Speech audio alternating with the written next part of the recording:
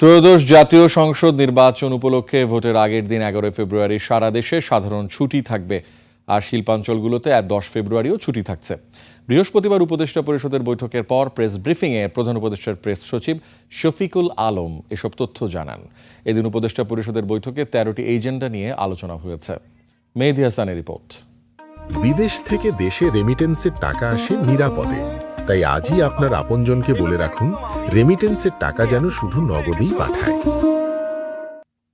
সংসদ নির্বাচন ও গণভোট উপলক্ষে 12 ফেব্রুয়ারি ভোটের দিন সাধারণ ছুটি আগেই ঘোষণা করা হয়েছিল। বৃহস্পতিবার উপদেষ্টা পরিষদের বৈঠকে সিদ্ধান্ত হয় 11 ফেব্রুয়ারিও সাধারণ ছুটি থাকবে। পাশাপাশি শিল্পাঞ্চলে কর্মরত শ্রমিক ও কর্মচারীদের জন্য 10 ও 11 ফেব্রুয়ারি ছুটি অনুমোদন করা হয়েছে। বেসরকারি শিক্ষা প্রতিষ্ঠান শিক্ষক ও কর্মচারী অবসর সুবিধা বোর্ড 2026 এবং বেসরকারি শিক্ষক কর্মচারী কল্যাণ ট্রাস্ট 2026-এর খসড়ারও নীতিগত ও চূড়ান্ত অনুমোদন দেয়া হয়েছে। ঢাকা সেন্ট্রাল ইউনিভার্সিটি অধ্যাদেশ 2026-এর খসড়া নীতিগত ও চূড়ান্ত অনুমোদন হয়েছে।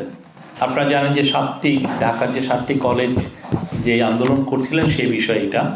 অনলাইন সহ বিভিন্ন ধরনের জুয়াকে সংজ্ঞায়ন করে জুয়া প্রতিরোধ অধ্যাদেশ 2026ও অনুমোদন দেওয়া হয়েছে উপদেষ্টা পরিষদের বৈঠকে।